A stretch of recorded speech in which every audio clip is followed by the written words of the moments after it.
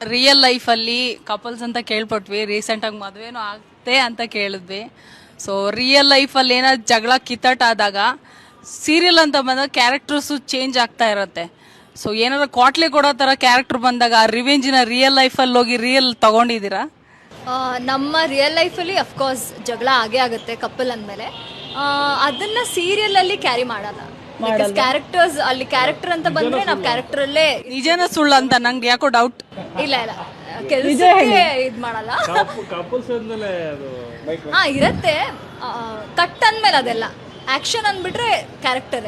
ನೀವಿಬ್ರಿಗೂ ಒಂದು couple question, ಎಷ್ಟು ವರ್ಷದಿಂದ ರಿಲೇಶನ್ಶಿಪ್ ನಿಮ್ದು ರಿಯಲ್ ಲೈಫಲ್ಲಿ?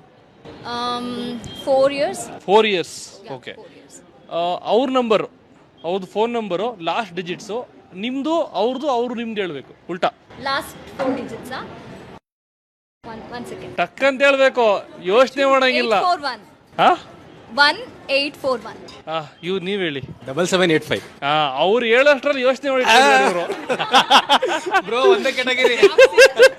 ಅದಕ್ಕೆ ಅದಕ್ಕೆ ಮೈಕೆ ಕೇಳಲಿಲ್ಲ ನಾನು ಫಸ್ಟ್. ಸೈಲೆಂಟ್ ಆಗ್ಬಿಟ್ರು ಅವರು. ನಾನು ನಿಮ್ಮ ವಿಡಿಯೋ ಆಕ್ಚುಲಿ ಫಾಲೋ ಮಾಡ್ತಾ ಇರ್ತೀನಿ. Thank you.